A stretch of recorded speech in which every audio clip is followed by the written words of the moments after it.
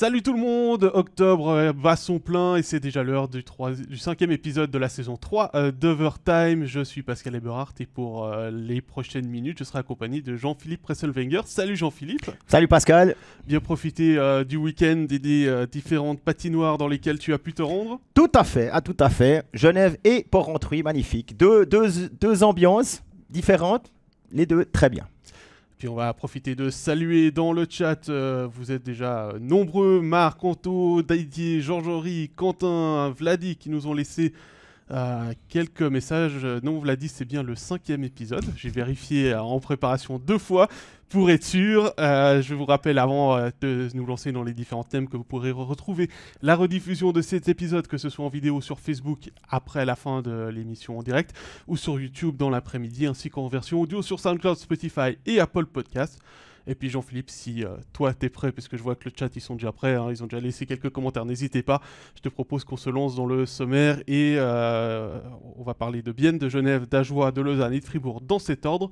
Et donc on va se lancer dans le Seeland pour commencer.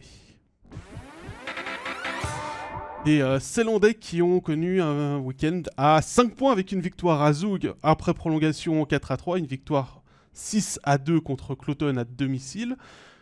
Mais j'ai envie de dire, Jean-Philippe, ce qui nous inquiète peut-être un petit peu plus, au-delà des résultats positifs, c'est les tests positifs au Covid de certains joueurs. Ouais, beaucoup de positifs, effectivement, du côté du HC Bienne. Autant les façons de gagner en prolongation à Zoug, qui connaît un petit creux, on pourra peut-être évoquer ça tout à l'heure. Ou bien, et puis un match extrêmement bien contrôlé contre Cloton, qu'on voyait en bas du classement, mais qui ne s'en sort pas malgré des étrangers de qualité. Et on a vu un HC Bienne vraiment, dès qu'il y avait un petit moment de flottement, dès qu'il y a eu un moment de flottement et que Cloton pouvait revenir, notamment au powerplay par Hing, tout de suite il y a une réaction derrière, on accélère et on marque. Moi, il n'y a pas vraiment de grands soucis à se faire pour cette équipe biennoise, 5e pour le moment. Et puis 5, c'est aussi le nombre de joueurs qui ont été touchés par le Covid. Alors, est-ce qu'il faut avoir peur que ça s'enflamme à nouveau dans la ligue ou pas ? Il y a effectivement des questions. On est un peu précautionneux avec ça quand on sait le schnick, ça a été la saison passée. Alors pour l'instant, on touche un peu du bois parce qu'il n'y a pas eu de match reporté, hormis un problème technique à Bienne. La poisse, décidément, la poisse. Ouais, effectivement, tu disais 5 joueurs. Bon, il y a le retour de Lofton qui lui était malade. Alors, on nous avait dit quand il était malade que c'était pas le Covid. Maintenant, on peut en douter. Mais il est de retour, donc ça c'est plutôt une bonne nouvelle pour le HC Bienne puisque ça permet d'avoir 2 lignes équilibrées en attaque, 2 lignes offensives. Par contre, c'est vrai qu'après, il y a toujours ce petit souci d'avoir de nouveau Bienne qui est le premier club en fait qui a le Covid et qui. Bon, je pense qu'ils y peuvent pas grand-chose. Non, ça, c'est plus de la malchance. Moi, ce qui est surtout intéressant à voir à Bienne, c'est comment le HC Bienne réagit à ça. Il y a des blessés, il y a eu beaucoup de blessés pendant la préparation. Ils ont réussi à revenir. On se faisait du souci à ce moment-là. Ça s'est bien passé. Là, il y a eu 2-3 matchs où ça s'est moins bien passé. Il y a des absents. Et malgré les absents, on arrive avec les jeunes, que ce soit Matteo Reinhardt, Berchi ou Noah Delémont, à chaque fois à réussir à tenir le choc, à gagner. Comme si c'était normal, quoi. On arrivait à remplir ces spots laissés par les blessés ou les malades, et puis à quand même réussir à gagner. Et ça, je pense qu'il faut mettre ça aussi au crédit de la continuité, d'avoir pu travailler avec Tormanen et une pyramide de formation qui fonctionne très bien. D'ailleurs, Vladi va dans ton sens, je vais y arriver. Il dit s'il y a des joueurs malades, c'est des juniors qui doivent tenter leur chance. C'est ce que tu étais en train de dire. C'est exactement ça, ouais. Et forcément, en plus, c'est une politique qui est très ancrée au HC Bienne. On l'a vu, à part avec le cas Guillaume Maillard, où ils ont été chercher un prêt, parce que là, ils avaient besoin... Ça avait fait un peu causer, ouais, effectivement. Ça a fait causer dans le Seeland, mais il a apporté satisfaction. Et finalement, il est suspendu, hein. Oui, il est suspendu. Ouais, il y a ça aussi. Et c'est vrai qu'il est aussi suspendu encore un match, puisqu'il en a eu pris 3 et que c'était les 2 premiers ce week-end. Il y avait cette polémique-là on prend un joueur qui est quand même relativement jeune. Guillaume Maillard est encore jeune, mais qui n'a pas été formé au club, qui ne sort pas des juniors élites, alors qu'il y a un très bon mouvement de formation à Bienne. Et puis on va chercher à Lausanne un joueur, et puis là finalement il y a des absents, on prend des jeunes.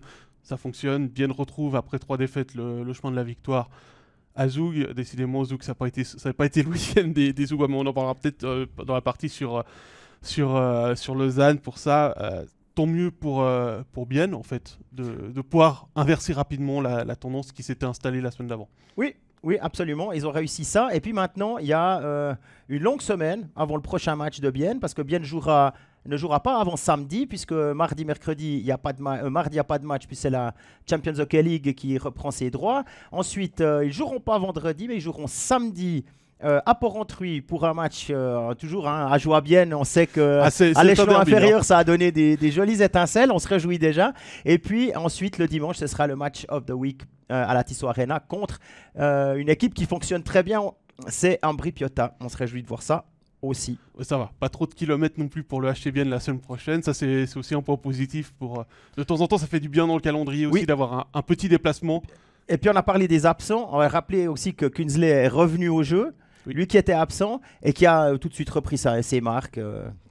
Un match, un but. Ouais. Je crois qu'il est bien entouré. Hein. Oui, bien sûr. Mais qui n'est pas bien entouré au HC Bienne? Parce que quand tu envoies Matteo Reinhardt sur la ligne avec As, ben forcément, t'essayes aussi, on parlait des jeunes, on met aussi les jeunes dans des situations où ils peuvent progresser et où ils sont à l'aise. Parce qu'ils ont joué dans ce rôle-là, dans leurs équipes de U20 ou bien au Canada ou en Suède s'ils sont partis.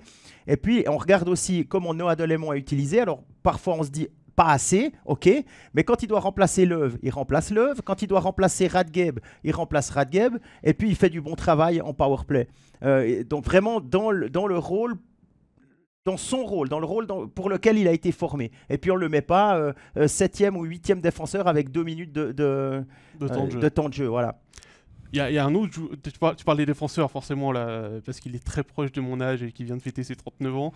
C'est Beat Forster qui a marqué un 2e but cette saison, lui, qui avait connu une saison sans but l'année passée. C'est un peu le début de saison des défenseurs qui marquent pas, mais qui marquent. Hein, parce qu'à Genève, on a Marco Maurer qui est aussi à 2 buts. C'est 2 game-winning goals en plus, si je me trompe pas, contre Ambry notamment. Écoute, ça marche comme ça. En tout cas, j'ai vu les buts de Maurer, je n'ai pas vu le but de Forster encore, mais je sais qu'il y a un gros travail depuis l'engagement, une passe hyper rapide, c'était Vatanen, et puis ensuite, un gros travail devant le but avec un timing parfait de Daniel Winnick. Et ça a suffi pour que le puck entre. Et voilà, du côté du HC Vienne, pour le moment, on a retrouvé le sourire après une semaine compliquée.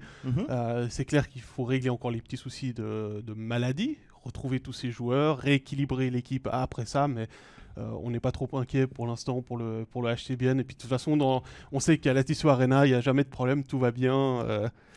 Mais quand je parlais tout à l'heure de continuité, et puis ça se construit, hein. Ça se construit. Et on voit maintenant, et on parlera de Lausanne un peu plus tard, et ce genre de choses-là doit se construire. Bienne a pu le faire tranquillement. D'autres équipes n'ont pas encore pu le faire, mais si ça se fait, c'est vraiment quelque chose sur quoi on peut s'appuyer dans des moments où ça ne va pas. Et puis, Bienne, on connaît toujours un fameux creux. Hein, en novembre, normalement. Après un bon début de saison, on va voir si ils ont réussi à trouver des solutions pour éviter ce creux-là. C'est quand même plus agréable. Mais à chaque fois, ils ont quand même réussi à s'en sortir, parfois de justesse. Hein. Eh bien, écoute, on va surveiller tout ça, comme on dit, et puis on verra ce que ça donne. On va remonter un petit peu le classement pour le Club Sion, puisqu'on va même remonter tout en haut. Ça va faire plaisir à Quentin Delavie qui nous a salué, puis qui a déjà dit que c'était un bon week-end pour lui, puisqu'on va parler de Genève Servette. Alors là, je vais me tourner vers toi, Jean-Philippe, parce que tu les as commentés 2 fois. Ouais, une fois à Genève contre Zurich, et puis à Porrentruy contre le HC Ajoie. On peut un peu résumer le week-end. Hein. Le hockey, ça se joue à 5 contre 5 et à la fin, c'est le GSHC qui gagne. Parce qu'il n'y a pas eu une hyper domination, comme on a pu le voir parfois dans certaines rencontres. Mais contre Zurich est sorti très très fort au Vernet. Vraiment 2 minutes où ils ont acculé les Genevois. D'ailleurs, Yann Cadieux n'était pas tout à fait satisfait de l'entame de match de ces hommes. Mais bon, ensuite, il y a des solutions qui ont été trouvées. Vatanen qui marque en powerplay. Sur le premier powerplay de la soirée. Ça semble venir gentiment de mieux en mieux, ce powerplay. D'ailleurs, il y a aussi eu 2 buts en powerplay à Porrentruy le lendemain, dont un en prolongation. Et puis, donc, voilà, ça fonctionne. Il y a eu un petit peu de... On va dire quoi ? c'était un petit peu plus brouillon au deuxième tiers. Et puis ensuite, dès que le 3-2 a été inscrit, début du troisième tiers, très vite dans le tiers sur un très bon service de Miranda. Miranda qui joue avec Phil Poula et Winnick. C'est une ligne, on se disait, mais pourquoi Miranda? Eh bien, depuis qu'il est là, il donne raison, en tout cas, au choix du staff genevois. Il veut aller sur le but, il se dit, oh, ça ne va pas être possible. Il se met contre la bande, il se gagne un petit peu de temps. Il attend que Winnick arrive et une passe magnifique du revers à travers le slot pour Winnick qui met le puck au fond. Puis ensuite, on ne s'est pas mis en mode gestion, mais on va dire le contrôle était genevois. Hein, Zurich est venu avec des arguments, évidemment, hein, quand on a des lignes avec Andrighetto, avec Lamico. Ils étaient là qu'avec 4 étrangers, Zurich. D'accord. Mais quand même, respect, le contrôle a été repris et ils ont réussi à tenir les Genevois jusqu'au bout, avec un Robert Mayer dans les buts, qui a joué le vendredi, et puis c'est Desclous qui a joué le lendemain. Alors, avant de prendre la question de Didier sur l'infirmerie, parce qu'on avait prévu de toute façon d'en parler, Yannick nous dit « Genève trouve toujours un moyen de gagner, un coup d'accélérateur, il finit gagnant, bravo à eux ». Didier nous dit « Ajoie ne nous convient pas », avec un smiley mort de rire, Didier étant fan de Genève Servette. Quentin nous dit « Très grosse intensité vendredi contre Zurich, et on a vu samedi qu'il manquait un peu d'énergie, mais Genève finit par gagner quand même ». Oui. Est-ce que c'est aussi quelque chose que tu as ressenti ? Oui, ils ont en fait une confiance qui a été accumulée depuis le début de la saison. Là il y a eu 7, 8 maintenant, 8 victoires de suite. Cette confiance, quand tout à coup ça ne va pas, on ne s'énerve pas, on ne change pas le plan, on n'essaye pas de sauver la baraque par des actions individuelles risquées ou quoi que ce soit. Stick to the plan, on continue, on fait des sorties de zone tranquilles, oser quand on peut, et quand il y a une opportunité, bam, on va vite dans la verticalité avec des joueurs comme Rod, comme Praplan, comme Winnick, des gens qui sont puissants, qui vont vite et qui font très mal à l'adversaire. Ça, c'est en tout cas comme ça que je le ressens. Et puis à Ajoie, personne s'est énervé quand à 5 minutes du terme, Brennan marque le 2-1 pour les Jurassiens. On reste tranquille, on va déjà y arriver. C'est un petit peu ça. On se dit, pour le moment, le processus fonctionne. Le process, comme on aime dire, le process fonctionne. Certains marque F. Ouais. Pas seulement. Mais il l'avait beaucoup sorti quand il était à Fribourg. Ouais, c'est juste. Et puis, voilà. Tant que le processus fonctionne, on a mis des choses en place, on est payé en retour. Alors, il y a parfois des petits décrochements dans la concentration. Pas chez tout le monde, hein, mais on sent ça. Et puis... Je trouve que l'équipe est vraiment très, très équilibrée, avec des lignes qui sont très responsables défensivement, d'autres qui poussent leur qualité offensive. Après, voilà, on peut parler des étrangers. Vatanen, est-ce qu'il a manqué à Genève quand ils ont joué à Porrentruy? Je pense que oui. Quelque part, dans la construction dans les sorties de zone, dans sa qualité de conservation du puck en zone offensive, je pense qu'il a un peu manqué. Mais ça suffit quand même pour gagner. Donc, Puisque tu parles de Vatanen, on va prendre donc la question de Didier que je voulais de toute façon te poser. Et tu l'as dit, blessure de Vatanen vendredi contre Zurich, blessure de Miranda contre Ajoie samedi. Est-ce que tu as des nouvelles? Alors, Vatanen, j'ai pu parler rapidement après le match à Genève. Il dit non, c'est OK. Il est parti en marchant sans béquille, sans attelle, sans rien. Il est touché à la jambe. Rien de précis pour l'instant. Il y a toujours des examens qui sont en cours aujourd'hui. J'ai pas l'impression que c'est quelque chose de grave. En tout cas, il n'y a pas de déchirure ou de trucs d'absence longue durée. C'est peut-être même préventif au niveau d'Ajoie du match de samedi. Du côté de Miranda, par contre, alors là, j'ai pas de nouvelles du tout. Il est plus réapparu au troisième tiers. J'ai pas vu ce qui s'était passé. Je l'ai vu au moment où il a repris le quart pour rentrer à Genève après le match.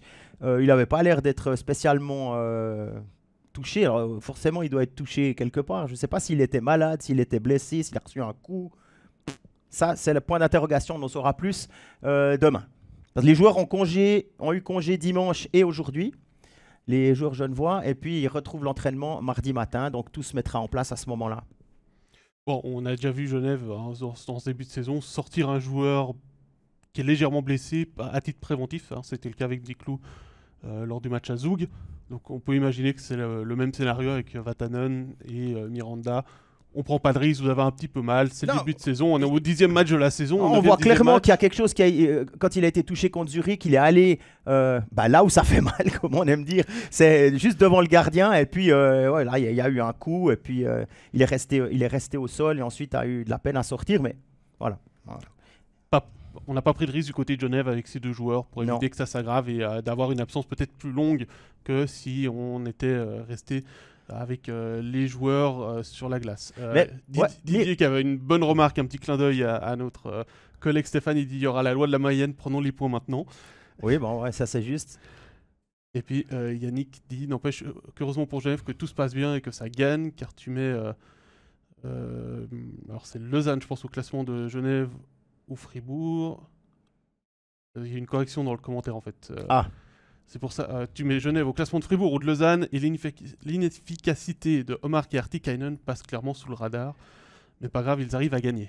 Ouais, c'est juste, c'est ce qu'on disait, des lignes censées être hyper offensives, elles le sont.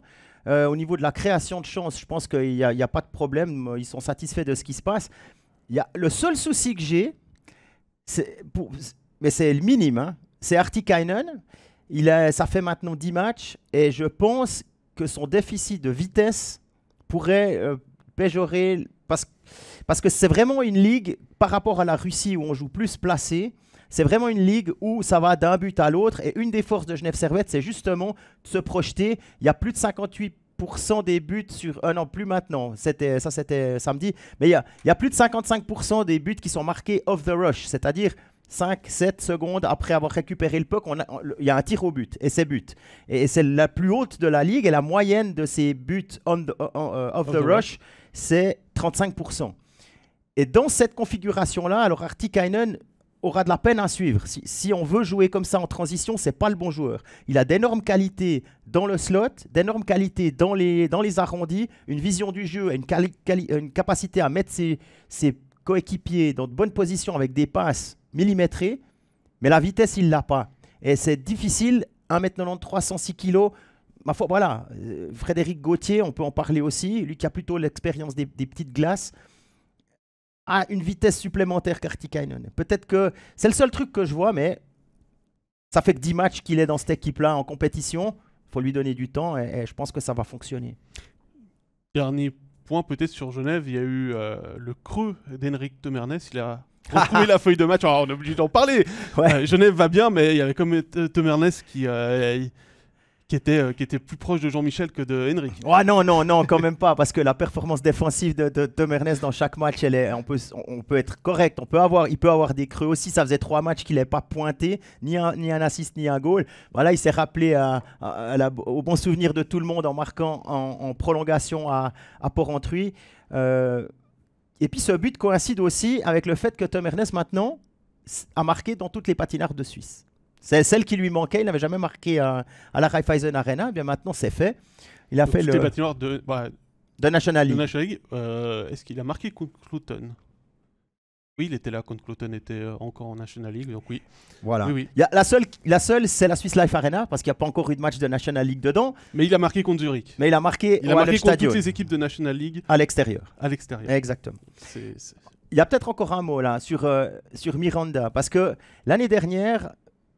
J'y croyais pas beaucoup, honnêtement. Quand je l'ai vu dans la liste pour le mondial de Patrick Fischer, dans sa liste de sélectionnés, j'ai un peu froncé les sourcils. Je me dis, comment. Puis alors, je me suis un peu renseigné. Qu'est-ce qu'on aime chez ce joueur? Alors, autant Patrick Fischer, qui était au match vendredi à Genève, que Marc Gauchi, le directeur sportif, aime la vitesse qu'un grand gaillard comme Miranda possède. Et ça, quand on parle de la vitesse en National League, c'est un point important. Et là, ils le mettent dans de bonnes situations avec Phil Poula et Winnick sur la même ligne. Et ma foi, il ne détonne pas du tout. Il a encore pris de l'assurance. Et puis, ça fonctionne. Donc, il fait des trucs on ne le pensait peut-être pas capable de réussir ce genre de choses. Récupérer des pucks. Il est responsable défensivement. Et il est capable de marquer et de mettre ses coéquipiers dans de bonnes situations. Donc, moi, je me réjouis de voir comment il se développe. Je me réjouis aussi de l'avoir à l'interview, parce qu'il paraît qu'il parle français quasi parfaitement.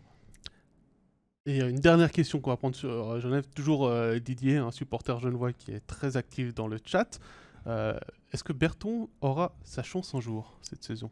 Puisque depuis 10 matchs, il est surnuméraire. Ouais. Il a joué deux fois. Non, il a joué deux fois. Ouais. 13e attaquant.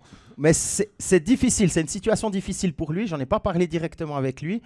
Mais j'ose imaginer qu'il a toujours été le bon soldat. Hein. Vraiment, ça a toujours le centre du 4e bloc.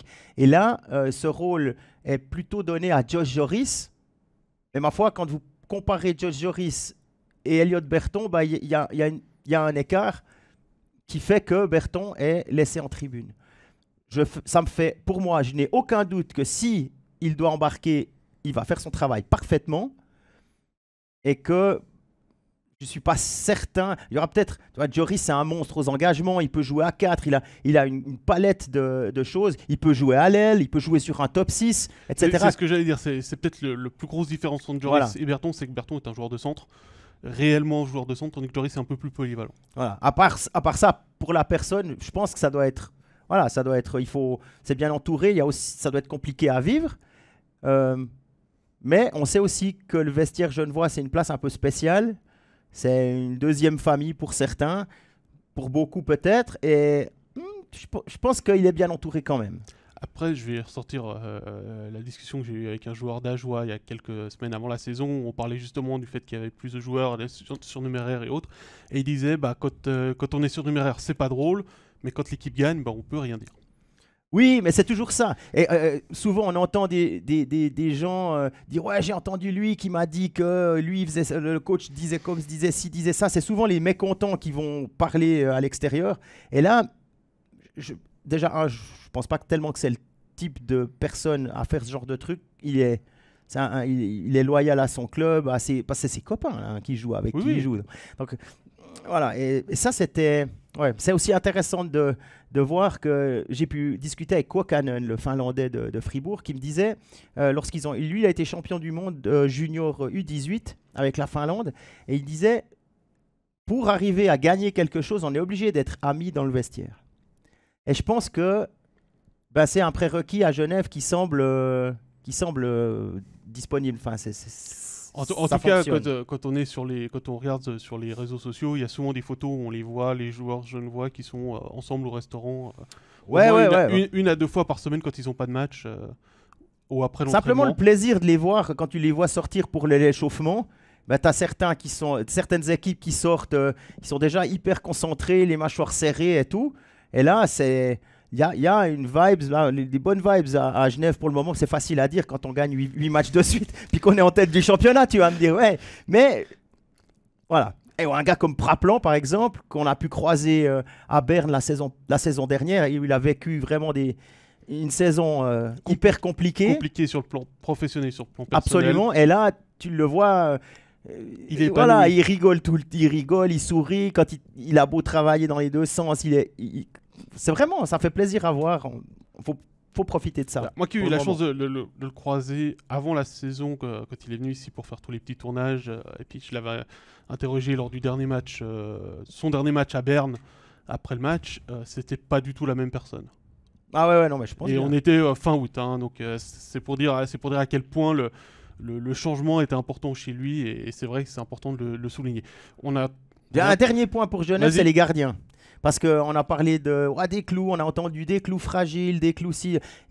Et maintenant, là, on regarde, on voit que le tournus est mis en place pour la saison régulière. Il y aura peut-être en play-off, on discutera le moment venu. Mais pour l'instant, il y a 2 numéros 1 qui se partagent les matchs. Et c'est parfait, surtout quand on sait que Gauthier Desclous, c'est un gardien qui est très intense. Il est à 200% tout le temps, concentration, tension musculaire, ça se voit, c'est son jeu. Il compense un peu sa taille justement par ces éléments-là.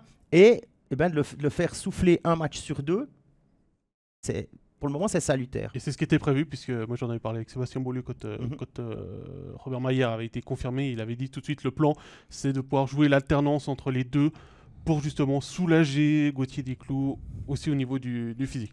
Voilà pour le leader, on va aller chez son adversaire de samedi, à savoir le HC Ajoie. Un Chiajois qui a connu la défaite vendredi 6-3 à Rapperswil, la défaite en prolongation, mais ça faisait un petit moment que les Ajoulons n'avaient plus mis de points contre Genève. Il y a eu un retour au jeu, Jean-Philippe, et j'ai envie de t'entendre là-dessus, puisque tu étais au match. Jonathan Hazen de retour après un an. 375 jours. Voilà, t'as fait le calcul pour moi, merci. 375 jours depuis sa blessure le 28 septembre 2021 à Rapperswil. Ça a un problème de rotule, il a été opéré, ça s'est pas super bien passé pour la rééducation. Mais là, c'était la surprise du chef. Pézan a pu compter sur Hazen, et puis c'est Asselin qui était surnuméraire. Jonathan Hazen qui, pour son match de retour, signe 2 assists contre le leader. Rien à dire. Je peux vous dire que le duo Hazen-De Vos, ça ne s'est pas perdu en une année. Rassurez-vous, là, ça fonctionne très bien. Troisième homme sur cette ligne, c'est Roman Engi. Voilà. Ça, à voir si ça fonctionne. C'est un élément qui est plus défensif, on va dire, que véritablement le sniper. Il faut aussi avec De Vos mais De Vos, ils sont quand même un joueur qui est un peu plus défensif. Ouais, mais ils sont quand même responsables. C'est pas des joueurs qui vont spéculer très souvent. Ils se sont bien trouvés. À 5 contre 5, ils se sont bien trouvés en powerplay. Ça fait vraiment plaisir. Et je crois que Jonathan Hazen, à l'interview, était aussi soulagé de retrouver la compétition, même si lui dit il y a encore 2-3 petits trucs à mettre en place. On veut bien le croire. Après 375 jours sans compétition, c'est clair, c'est compliqué. On l'avait vu il y a quelques années aussi avec des joueurs qui étaient blessés, qui reviennent. C'est pas toujours évident. Surtout une blessure au genou. Stéphane le dit régulièrement aussi dans le studio, une blessure au genou, ça impacte non seulement le physique, mais aussi le mental. Il faut reprendre confiance dans ses appuis, dans son genou. Puis dès qu'il est un petit peu touché et que ça fait un peu mal, tout d'un coup, ça travaille beaucoup dans la tête. Puisque Hazen est revenu, très bonne question de Cassie. Faut-il garder ou non Martin Bakoš? Ben voilà, ça pour le moment, jusqu'à la fin du mois d'octobre, il est là. Donc il faut faire un choix. Et puis après, je ne sais pas quelles sont les discussions qui ont lieu entre Julien Vauclair, le directeur sportif, et Martin Bakoš. Est-ce que c'était « viens te mettre en lumière chez nous, on a besoin de toi, toi tu as besoin de te montrer, et puis on discute ». Alors là, est-ce que... En tout cas, il a donné, je pense qu'il donne satisfaction, parce que c'est 3 buts, 3 passes. Il est en duo avec Gauthier sur la deuxième ligne d'attaque. Donc, c'est une option jusqu'à fin octobre. Et puis après, à voir, parce qu'Asselin est là, il est en santé. Donc, il n'est pas suspendu. Non, il n'était pas suspendu. On pourra en parler aussi, ça, si tu veux. Mais, maintenant, les 2 défenseurs étrangers, je ne pense pas qu'ils vont entrer dans le tournus. À moins d'une grosse baisse de forme ou d'une blessure. Oui, évidemment, une blessure, voilà, mais ça rentre pas dans un tournus. Une blessure, c'est forcé. Non. Je vois mal, dans la défense, surtout qu'il y a encore Kevin Fay qui est blessé. Il va au bras, si je ne me trompe pas, il y a encore quelques semaines. Mais typiquement, si Kevin Fay revient, peut-être qu'il y a la possibilité d'un tournus, parce qu'il est quand même rompu au rythme de la National League, etc., pour faire souffler Brennan ou le Duc. Après, devant... Est-ce que tu casses ton duo Gauthier-Bakoš? Est-ce que tu casses ton duo De Vos? Non, rien. Enfin voilà, donc moi je pense que Asselin, Gauthier et Bakoš, je pense que c'est là que ça va se jouer. À moins qu'on décide de mettre Asselin sur la première ligne et puis de mettre Roman Engi avec Gauthier. Le problème c'est qu'après tu as des droitiers partout, quoi. Alors après, moi je vois... Autre chose, pour en tout cas ces prochaines semaines, c'est qu'il va falloir donner du temps aussi à Hazen de retrouver complètement le rythme.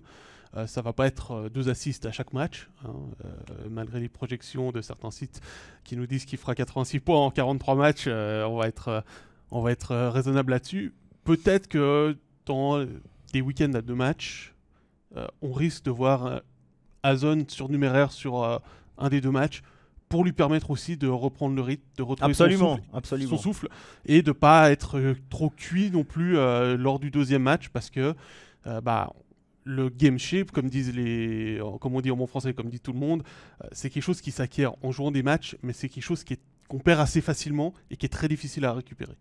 Ouais, effectivement, là, c'est possible. Ça, c'est une éventualité qui est tout à fait possible. Là, j'ai vu une question passer, mais j'ai pas vu le nom, qui demandait est-ce que le HC Ajoie va se maintenir en National League? C'est une question de Joris. Voilà. C'était notre avis. Mais pour terminer sur Bakos, on va faire juste une petite pub pour notre propre podcast il y a 2 semaines avec Jérôme Bechard. On avait interviewé Julien Vauclair, donc vous pouvez après celui-ci aller réécouter. C'est l'épisode numéro 3 pour Vladi.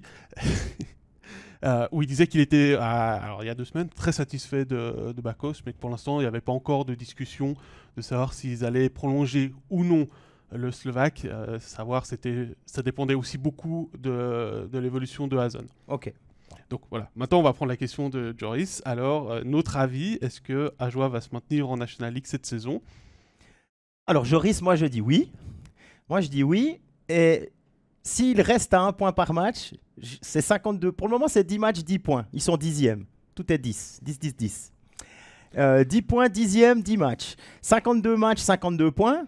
Avec 52 points, l'année dernière, ils auraient été 11e. Il y a une équipe de plus. On peut estimer que Langnau et Cloton pourraient terminer derrière Ajoie et que la saison des Ajoulots se termine sans devoir passer par un play-out ou un barrage avec l'éventuel HC Holton ou HC Viège qui voudrait monter en National League. Il me paraît encore au niveau vitesse de jeu et tout ça, même sur 2 matchs, je pense que c'est compliqué, surtout quand on va jouer à 4 étrangers. Enfin, il y a plein de choses qui font que on se rapproche un peu, même si c'est pas le cas d'une ligue fermée. Bon, on va pas lancer ce débat maintenant parce qu'on va jamais s'en sortir. Toujours est-il que je pense que Ajoie a de quoi s'en sortir. Et peut-être même sans passer par le play-out. Voilà. Mais c'est tôt, hein. On est à 10 matchs. Il faut me reposer la question dans 42 matchs. On a joué 10-52e de la saison. Ouais, c'est ça. Non, mais je suis d'accord avec toi. Actuellement, Ajoie est sur la bonne trajectoire. C'est vrai que tout le monde a été très dur avec les Ajoulots au niveau des pronostics parce qu'il y avait beaucoup... Il y avait beaucoup de points d'interrogation justement sur le nouvel entraîneur, comment est-ce qu'il va gérer sa nouvelle équipe, l'absence de Hazen, le retour probable de Hazen. Forcément, voilà, on s'est posé plein de questions et au vu des effectifs de joueurs étrangers, on voyait Cloton et Langnau meilleurs. Maintenant, la course est plutôt bien lancée pour Ajoie. On disait tout à l'heure pour les Genevois, tout ce qui est déjà pris n'est plus à prendre. C'est exactement ça. Il y a 10 points en manque, il faut les garder. Ils seront gardés, il faut capitaliser là-dessus.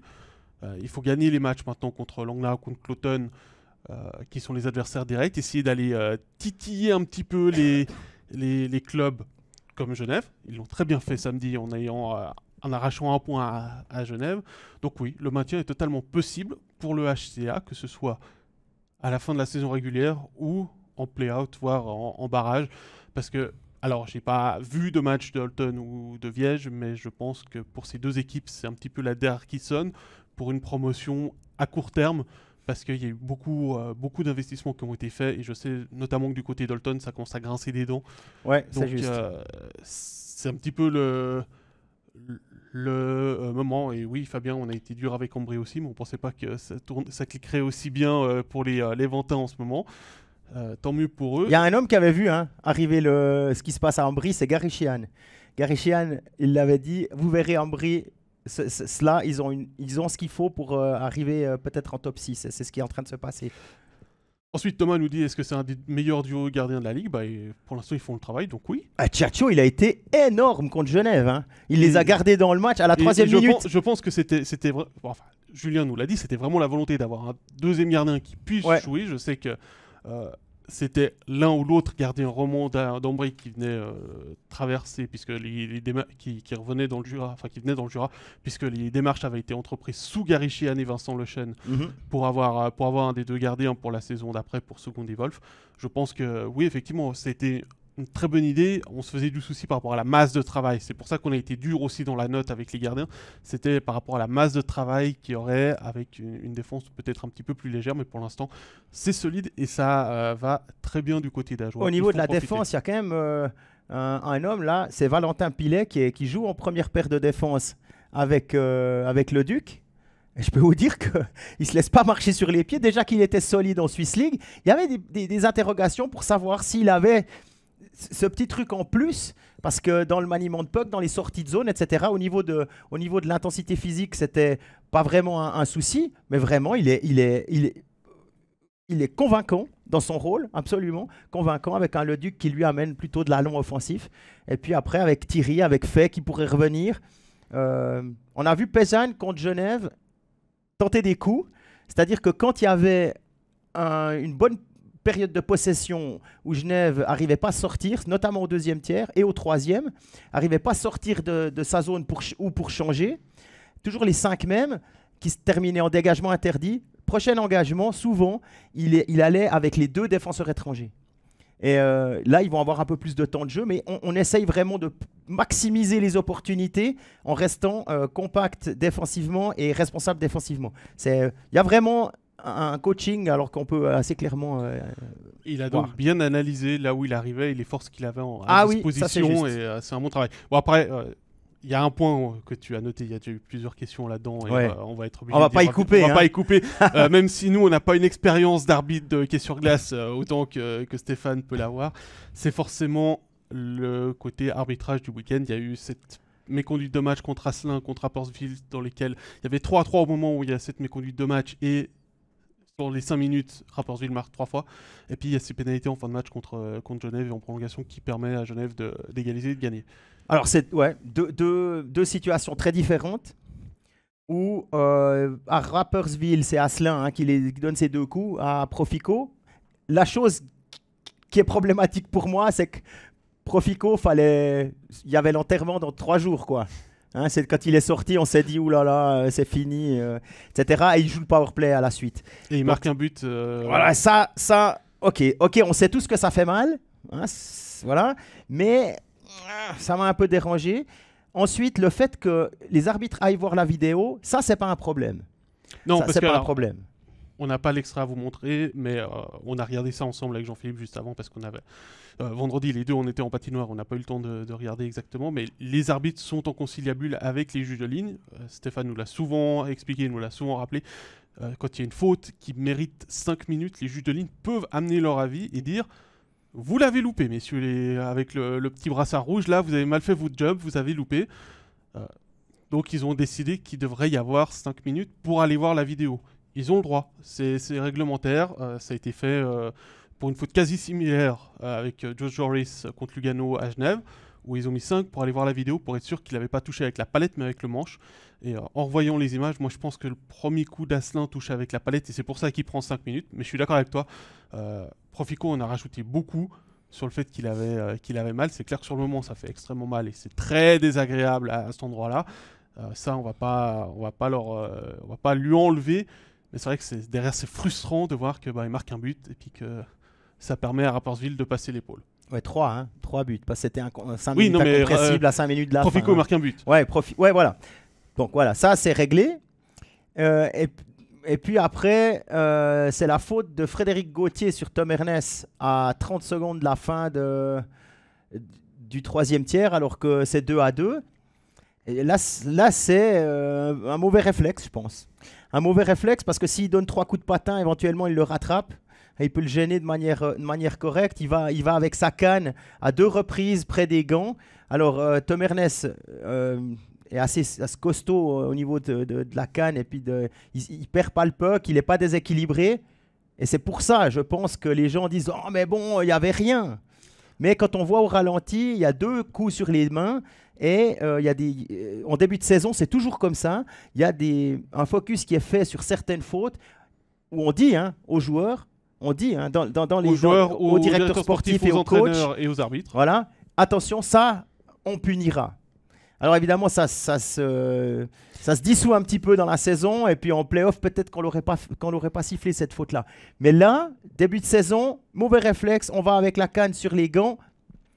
Il y a 2 minutes, voilà, c'est malheureux, c'est un mauvais réflexe, c'est peut-être le truc que Gauthier n'a pas encore l'habitude, donc Gauthier n'a pas l'habitude. Ma foi, c'est 2 minutes, et puis après, il y a les prolongations qui arrivent, et à 4 contre 3, il a fallu, je crois, 22 ou 28 secondes, je ne sais plus exactement, pour 4 contre marquer. 3, c'est une situation qui est pas plus facile de marquer en powerplay, mais il y a beaucoup plus d'espace, et donc pour des joueurs qui ont des bonnes mains, qui ont pas besoin de beaucoup d'espace, au final ça libère pas mal de place. Et souvent un 4 contre 3 peut permettre de marquer un but. Mais je pense pas que c'est l'arbitrage qui a fait la différence sur ce coup-là. Je pense plutôt que c'est la profondeur de l'effectif de Genève qui peut tourner plus souvent. Et c'est aussi peut-être pour ça. Il était peut-être un peu fatigué puis il a pris la mauvaise décision. C'est peut-être ça qui fait. Parce que Ajoie a tiré 4 fois sur les montants dans cette partie. 4 fois. Frossard, qui c'est Schmutz. Et puis 3 fois au premier tir, Birbaum. c'est ça. Ouais, c'était hallucinant. Puis Auert a encore touché la transversale au deuxième tiers. Voilà, ça se joue à ce genre de truc-là. Là, si la chance est d'un côté, c'est fini. Alors Pascal nous dit, alors c'est pas moi qui l'écris, mais Pascal M qui nous dit c'est pas la punition de Gauthier qui pose problème, c'est celles qui ne sont pas sifflées contre Genève. Ouais, alors faudrait me donner lesquelles, parce qu'honnêtement, Genève fait un truc, Rhodes notamment, mais c'est pas le seul, et c'est pas la seule équipe qui fait ça, qui joue en bloquant l'adversaire à la limite de l'obstruction. Le fameux soft pick. Exactement, mais c'est vraiment, c'est une deuxième religion, là. Parce que à chaque fois, ça fonctionne. Mais c'est chaque fois à la limite. Pour l'instant, les arbitres ont décidé de laisser passer ça. Encore une fois, ce n'est pas la seule équipe qui le fait. Mais s'ils parlent de ça, ok, là, je peux comprendre. Sinon, Genève a aussi pris des punitions pas très malines, on va dire, en zone offensive. Kevin Boson en a pris une aussi, alors qu'il a frappé sur la canne de je ne sais plus c'était qui. Le jeu était complètement ailleurs. Il est resté dans la zone défensive, donc vers la ligne bleue de Genève. Tac, ils se sont un peu frités. Miranda a fait la même chose avec Alain Birbaum, qui a perdu sa crosse. Après, ça s'est un peu frotté. Mais j'ai rien vu de flagrant, on va dire. Et puis on a une question, on va terminer avec celle-là sur Ajoie de Samy Echtefi, qui nous dit, par exemple, l'exemple de Thibaut Frossard, qui, quand on voit la saison dernière de Thibaut Frossard, votre avis, pourquoi à l'heure actuelle, il n'est pas plus aligné? Merci pour votre réponse. Alors ça, il faudrait plutôt... Ça, c'est difficile. Mais encore une fois, il est un petit peu en dessous de ce qu'il avait fait l'année passée. Et alors, il y a deux possibilités. Ou les renforts le poussent sur une ligne moins offensive, ce qui est possible. À mon avis, c'est ça, parce qu'il jouait plus en avant, il joue en powerplay, etc. Ou alors, on s'est habitué à Thibaut Frossard. La Ligue s'est habituée à Thibaut Frossard. Parce qu'au départ, il a fait une super saison la saison dernière. Il y a une question, quand on se retrouve face à un adversaire, souvent on sait, ah bah tiens, lui il fait ça, dans cette situation-là, je sais qu'il va plus vite que moi, ou je ne sais pas qu'il va plus vite que moi, etc. Et ça change un petit peu la façon de défendre. Et s'il n'y a pas ce gap nécessaire pour Frossard pour faire ses moves, peut-être c'est plus compliqué. C'est les deux explications que je vois. Mais encore une fois, il était à 1 cm de marquer samedi. Parce que son tir sur le poteau, c'est poteau intérieur. Je veux dire, ça se joue à rien. Le gardien est battu. Ouais, ça se joue à un tiers de puck, même pas. Ah, puis pour répondre à ta question sur les pénalités, Pascal nous dit Auer se fait retenir la canne flagrant et ensuite il y a 2 minutes contre Ajoie et but. Voilà. Ok. Alors. Comme ça, tu sais à quoi il faisait référence. J'irai regarder. Je pense que, encore une fois, c'est pas contre Ajoie. Je pense que ce genre de choses échappe aux arbitres. C'est possible. Mais j'irai regarder la scène. Voilà. Encore un truc peut-être. Le public, faut le dire, on va pas, on tourne. Hein. Dans les commentaires, on va une fois à Lugano, une fois à Davos, une fois à Ajoie, enfin une fois à Port-Rentruy, etc. Mais ce public, je pense que j'ai jamais vu ça ailleurs. Il y a des bons publics en Suisse romande, hein, quand ça fonctionne. Mais là, même quand ça ne fonctionne pas, ils sont extraordinaires, ces gens. Il n'y a pas un moment où c'est négatif contre l'équipe qui soutiennent. Il n'y a pas de sifflet, c'est vraiment très agréable. Et l'ambiance, à chaque soir, on a l'impression qu'il peut se passer quelque chose, peu importe l'adversaire. Ouais. C'est bien de voir que ça continue de l'année passée parce qu'on l'avait beaucoup souligné. Mais c'est l'année passée que c'était le gros point positif d'Ajoie, c'est que le public était vraiment au rendez-vous malgré notamment les 19 défaites consécutives. Jean-Philippe, je te propose qu'on retourne du côté du Léman puis on parle de Lausanne. Lausanne qui a présenté 2 visages ce week-end avec cette défaite à Longnau 3-1, puis la victoire le lendemain avec la manière contre Zug 6-1. On va comme signaler que Zug est une équipe qui n'aime pas beaucoup aller à la Vaudoise Arena, puisque en 7 déplacements, c'est 5 victoires désormais pour Lausanne, pour seulement 2 Zougoises.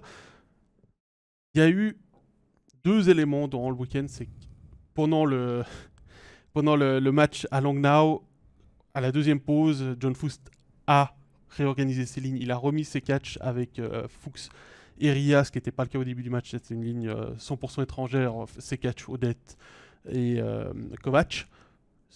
Au début du match, il a descendu Odette, il a monté Jäger, il a vraiment travaillé. Il n'a pas touché sa 4e ligne pour la fin du match, mais réellement ça a changé un petit peu la dynamique de la rencontre. Il y a eu ce but annulé pour cette faute de Sekac, et je pense qu'il s'est excusé auprès de Genazi d'avoir coûté 2 minutes à son club à ce moment-là, parce que vraiment il arrive devant le but et il déménage le défenseur Raymond Talois bien manu militari au moment où Genazi a déjà tiré, donc forcément le but est annulé à ce moment-là.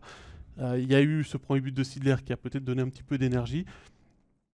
Les 2 premiers tirs contre Langnau ont été très compliqués. C'était vraiment pas beau à voir. Il n'y a pas d'autre terme. Il y a eu une meilleure énergie, une montée en puissance dans ce 3e tir qu'aurait pu permettre à Lausanne, si Bolshauser était peut-être un petit peu moins motivé face à son ancien club, de passer l'épaule. Par contre, le lendemain contre Zug, c'est assez impressionnant avec cette victoire 6-1, tout en maîtrise. C'était vraiment pas la même équipe sur la glace. Et pourtant, c'était les mêmes joueurs, à l'exception d'Almond qui était revenu d'une petite blessure. Alors, on sait qu'il y a eu une rencontre avec les supporters au retour de Langnau, les leaders, John Foust, qui ont parlé avec les supporters. Ça a duré assez longtemps. Est-ce que finalement, Jean-Philippe, est-ce que Lausanne a pris conscience en fait de ces problématiques du jeu Je pense qu'il va falloir attendre 1 ou 2 semaines et puis les résultats suivants pour se convaincre qu'ils sont sortis de l'ornière, on va dire. Là, il restait sur 5 défaites de suite. On peut perdre 5 fois, il n'y a pas de souci. Mais avec des implications sur la glace et une structure un peu floue, qui nous amenait à penser que le mal était plus profond. Alors, si le remède miracle, c'est la discussion avec les supporters, tant mieux. Maintenant, il faut confirmer, quoi. Là, il y a eu 4 buts en 10 minutes. Il y a eu un trou complet au niveau défensif côté Zougois. On ne va pas enlever le crédit à Lausanne, hein, on est d'accord. Mais j'attends de voir. C'est clair qu'au niveau de l'effectif, et puis on sait ce que Lausanne est capable de faire. Hein. Il n'y a qu'à se souvenir de ce qui s'est passé entre le 1er janvier et puis les pré-playoffs. C'était une machine de guerre, quoi. Mais à voir maintenant s'ils sont capables d'enchaîner. Alors on sent qu'il y a des gens qui sont prudents dans le chat, notamment Fabien et Anto, qui nous disent mais finalement est-ce que c'est pas plutôt Zug qui jouait très mal? C'était pas le bon moment d'affronter Zug à ce moment-là de la saison. Écoute, Zug, ils ont des problèmes. C'est sûr. Ils sont 7e seulement. Maintenant, non. Est-ce qu'il y a un bon moment pour affronter Zug? Sur le papier, non. Il n'y a pas de bon moment, je crois pas. Non, mais c'est plus par le fait que Zug a une période un peu plus compliquée. Je veux pas entrer dans la discussion où on enlève du crédit à Lausanne. Parce que quand tu as 5 défaites de suite, tu as les supporters sur le dos, tu as la presse sur le dos, tu as même la structure du club qui est remise en cause. Des choses extra-sportives qui viennent s'ajouter, du style les championnats du monde qui s'en vont, Arton Ice qui devait être à Lausanne, qui sera ailleurs, à Fribourg en l'occurrence. Tous ces trucs-là. Bien Arton Ice. Ouais, ça c'est autre chose. Ça c'est la ligne avec Brunner. Mais il faudra attendre encore un petit peu pour les revoir tous ensemble. Désolé, je la préparais depuis tout à l'heure, celle-là. Ah, d'accord. Non, mais je dis ces trucs-là, voilà, ça pèse, c'est lourd. Et là, il faut donner du crédit au staff technique et aux gars qui sont sur la glace.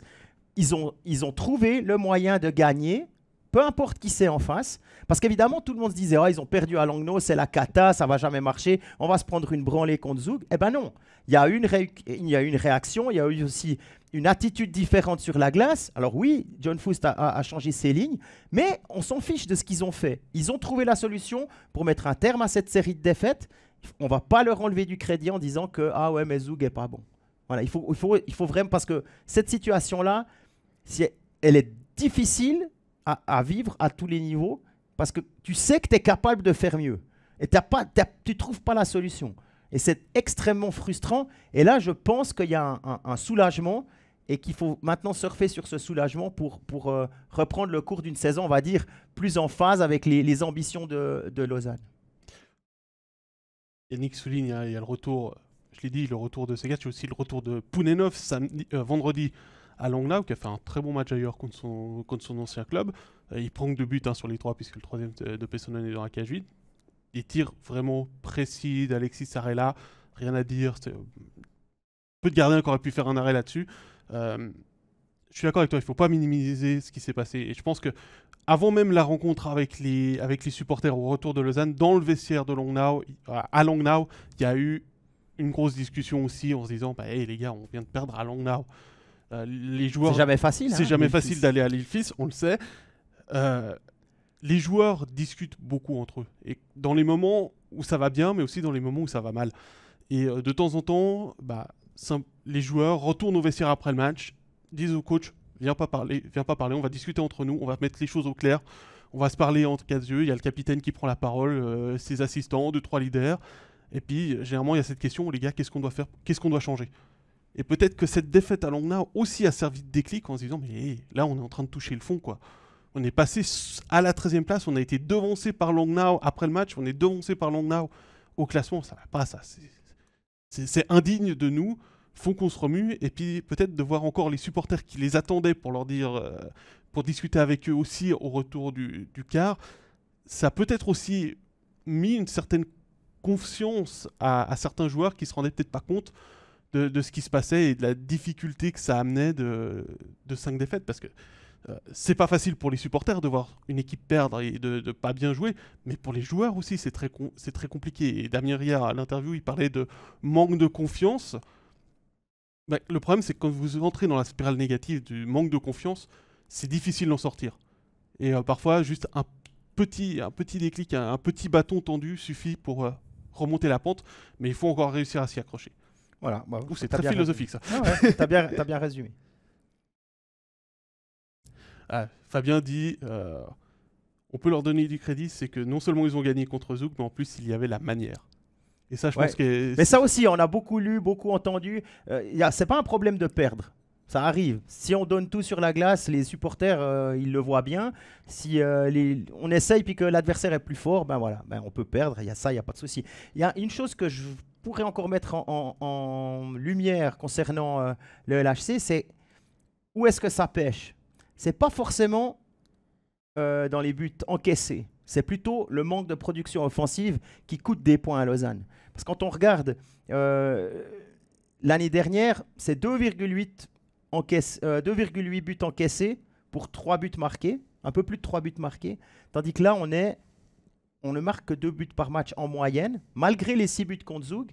On se souvient de ces matchs à la suite. Les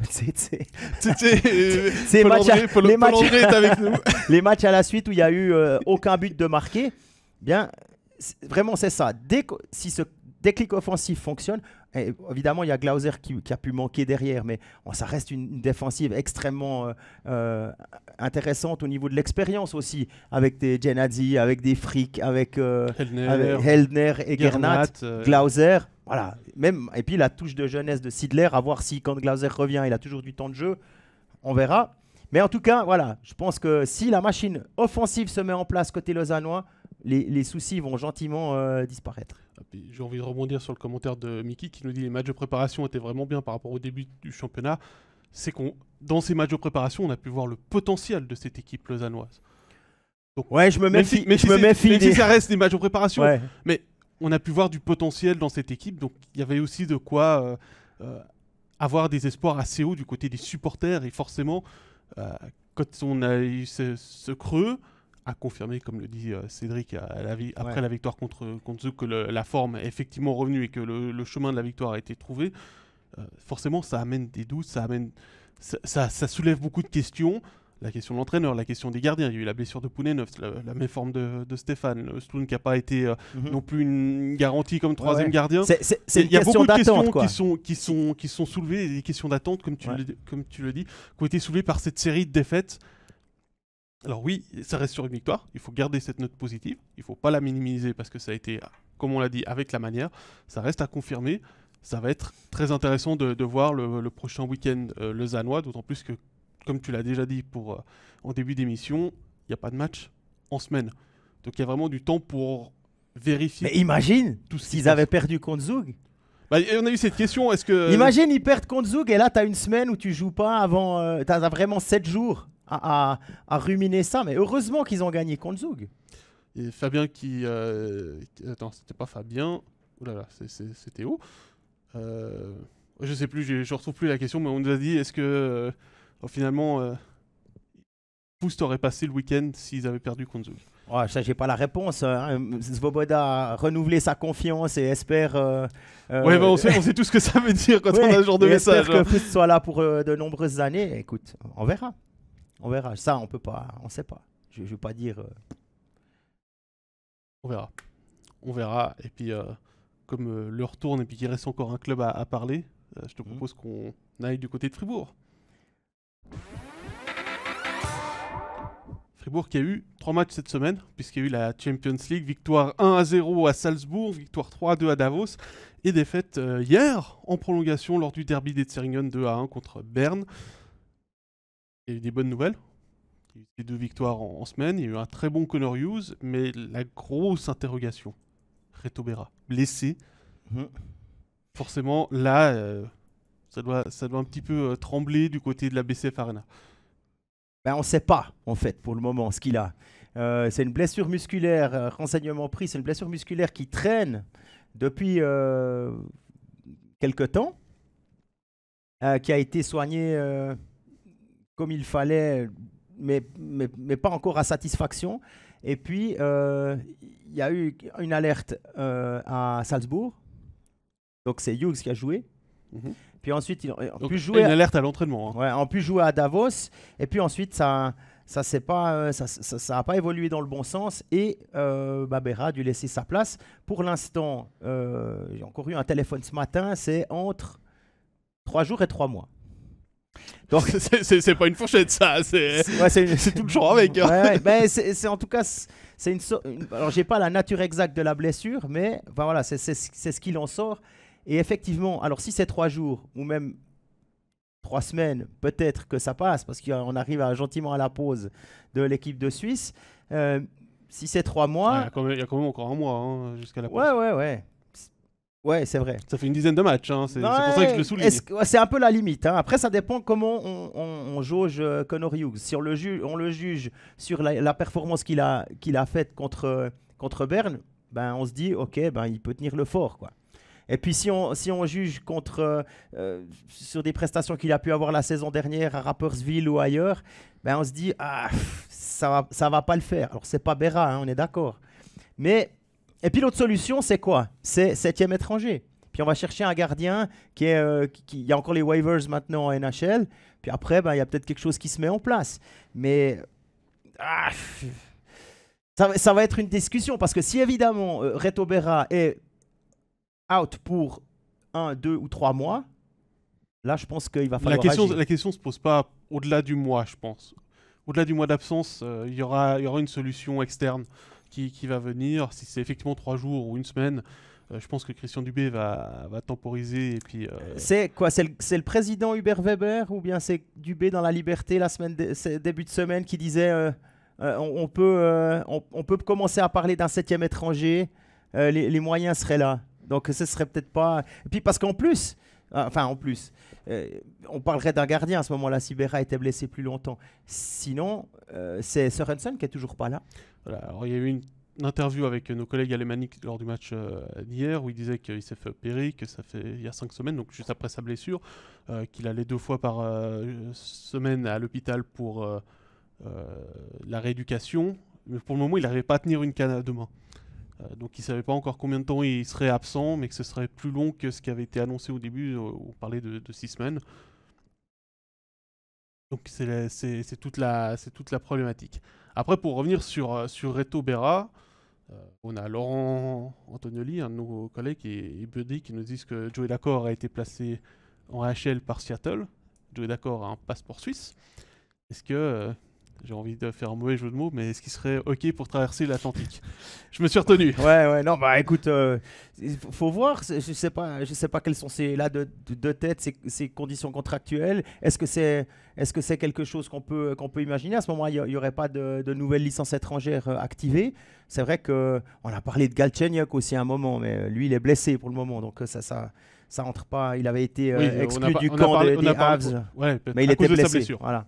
Donc voilà, mais c'est des noms qui reviennent régulièrement depuis que voilà, et là la mode que Max Orlé a lancée pour aller rechercher les gens qui ont un passeport suisse pour X raisons. Alors Galchenyuk, c'est une licence suisse parce qu'il a commencé le hockey à Sierre. Voilà, à Sierre. Pour ceux qui ne le savent Après, pas. il a joué à Lucerne et puis son papa jouait à Sierre quand il a commencé le hockey sur glace. Donc voilà, depuis ça, on sait que l'arrière-grand-mère de ça, lui, Pierre-Paul Jacques est suisse, donc puis toi, tu as joué en junior, etc. Alors, c'est des noms qui reviennent, c'est usual suspects, un petit peu. Comme quand il y a un entraîneur qui saute, c'est un peu toujours les mêmes noms qui reviennent.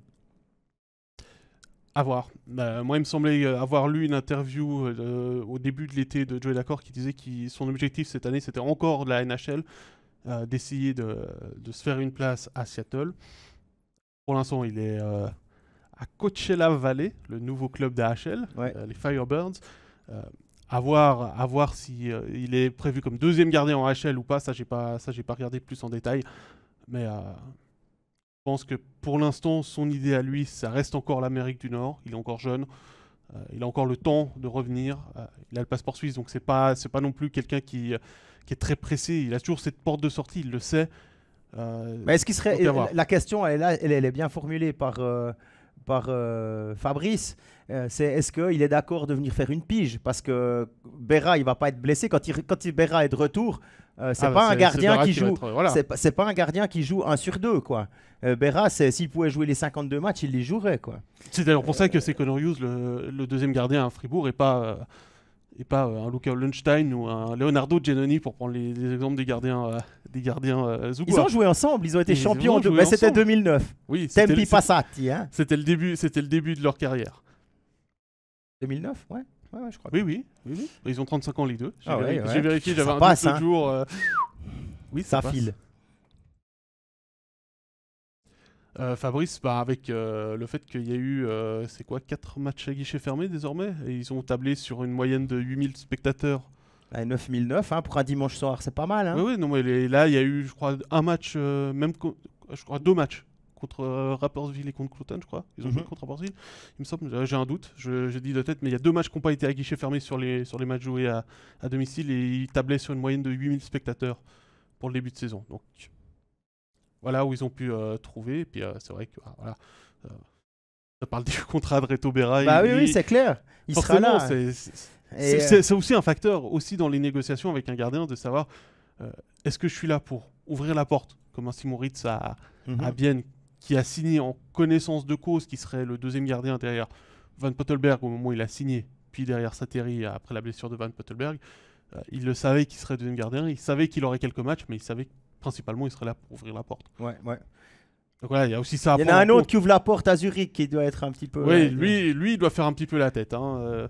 D'ailleurs, pourquoi pas revenir à Fribourg, faire une pige à Fribourg en attendant? Je pense pas, parce que le premier match, la semaine prochaine, le premier match de la Swiss Life Arena, ce sera Zurich-Fribourg. Voilà, exactement. Et si c'était pour lui? On parle de Ludo Weber. Parce que Roubets, là, il les enchaîne. Il joue en Champions Hockey League, il joue en championnat. Et puis, pourquoi pas.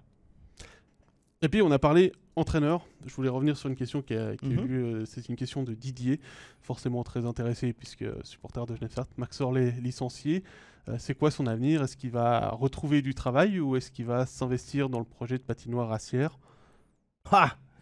Je lui ai pas parlé depuis ce week-end, donc je sais pas. Je pense que là, il est plus intéressé par les cartons pour un déménagement. Ouais. Bon, après, maintenant, est-ce que ça...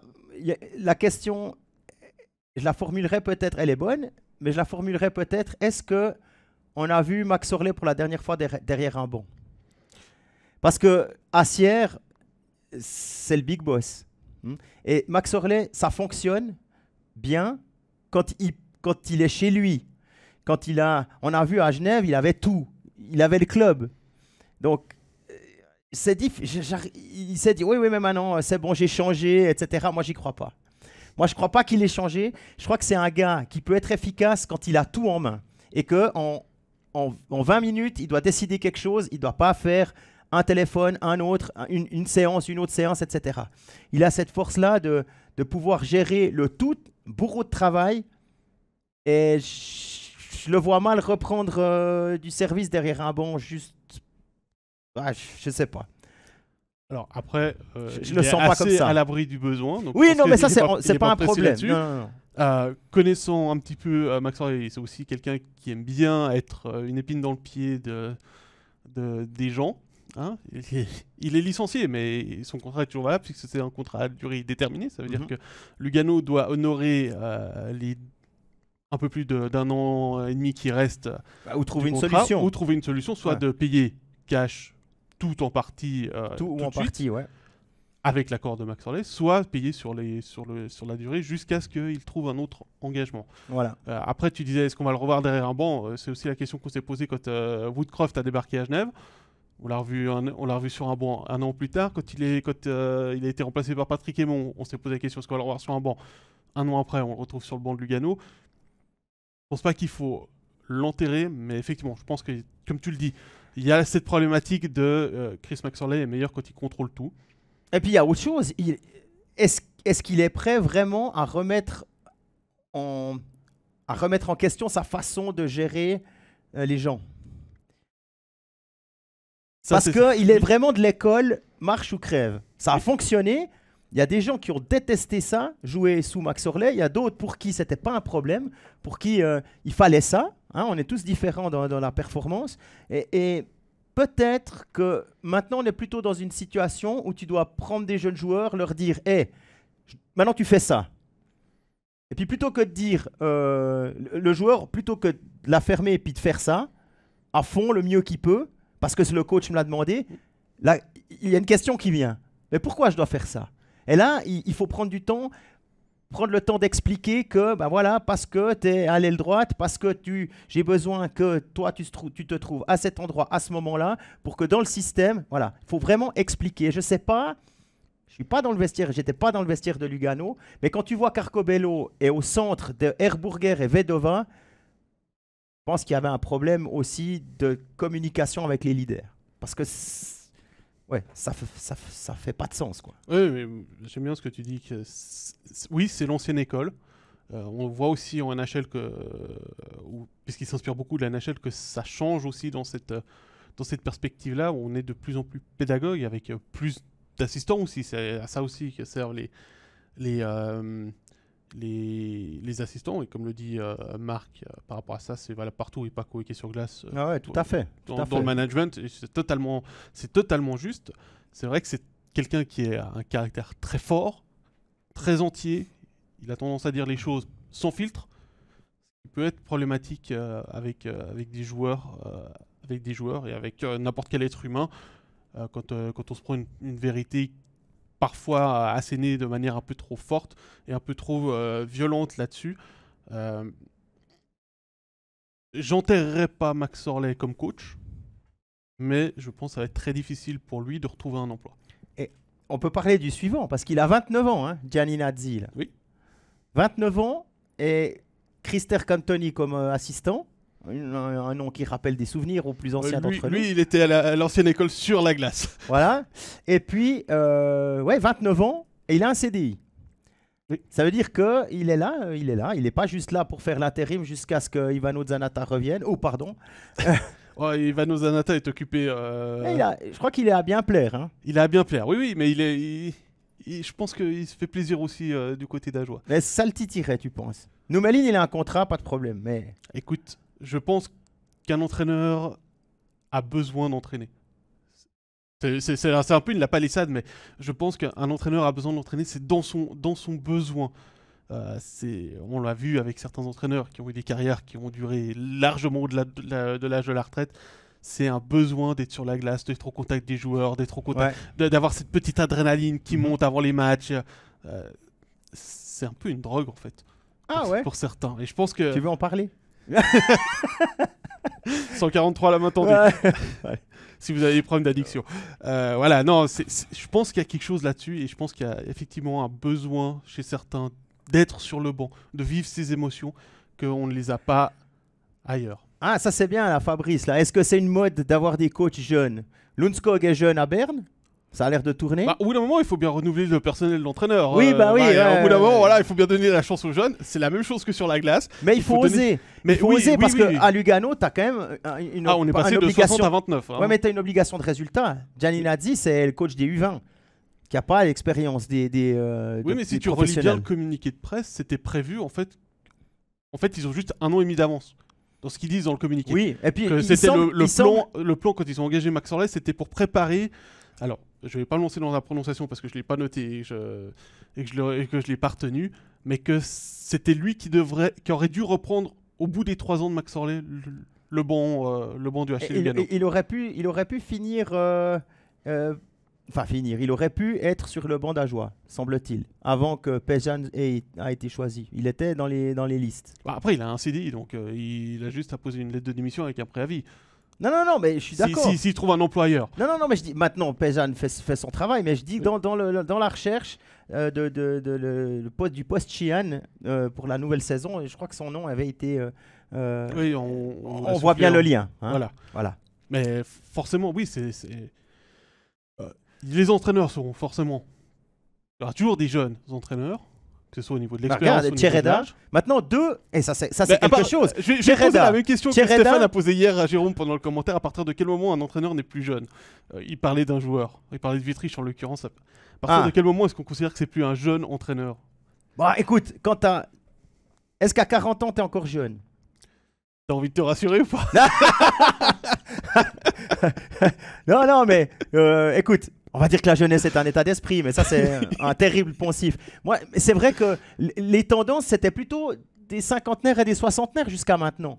Et je me dis que tout ce qui est en dessous de 50, même 40, maintenant c'est en dessous de 40, tu regardes. Bon, Tchereda a passé maintenant, mais t'as Tchereda. Oui, Pejan aussi, il est au-dessus de 40. Mais même là autour, Pejan est jeune, Tchereda, même Edlund, il est pas loin. Ok, Grunborg, on peut discuter, mais c'est autre chose. Tu peux rajouter à la liste aussi. Qui? Cadieux. Cadieux, ouais, bien sûr, Yann Cadieux. Et puis, si tu regardes les jeunes, je me suis perdu. Je sais plus ce que je voulais dire. C'est pas grave. Non, mais effectivement, ce que tu disais est totalement juste. Avant, on engageait Lundskog, même Paterlini, c'est encore une autre. 50 ans c'est une autre génération. Larry Uras, on le reverra pas. Non, c'est clair là-dessus. Voilà. Dommage, parce que moi, je l'aime bien. Mais en fait, avant, on engageait des plus de 50 ans comme entraîneur principal et des moins de 50 ans comme entraîneur assistant. Et maintenant, il y a une tendance aussi à un petit peu inverser. C'est-à-dire qu'on va prendre un entraîneur jeune avec un assistant qui a de l'expérience pour amener peut-être une relation différente et puis justement avoir cette nouvelle approche dans la façon de parler aux joueurs et de plus avoir exactement ce dont on parlait tout à l'heure. Ouais. Coach-joueur, parce que chacun a son idée et puis chacun y va frontalement et puis ça fonctionne pas forcément plus. Mais quand même, je trouve que même si c'est 1 année et demie avant ce qu'ils avaient prévu, ça reste courageux. Oui. Cette décision-là, dans un marché comme le marché tessinois. Puis on notera que les 3 gros clubs professionnels au Tessin sont entraînés par des Tessinois. Ça, c'est nouveau. Gianni Nazzi à Lugano. Le foot, tu penses au FC Lugano, à Lugano. Voilà, au FC Lugano qui a gagné la coupe. Et puis là, maintenant, Tchereda encore à Ambry. C'est vrai. C'est un joli point à soulever pour terminer. On va encore vous donner le programme de la semaine sur MySports. Demain mercredi, les matchs de la Champions League, les derniers matchs de poule. Alors les clubs suisses sont fixés sur leur destin. Rapperswil est éliminé et Fribourg, Davos, Zurich et Zug sont qualifiés pour la phase d'élimination directe. Il y aura 3 matchs mardi, 2 matchs mercredi pour les clubs suisses qui vous seront commentés en français, les autres matchs seront en anglais.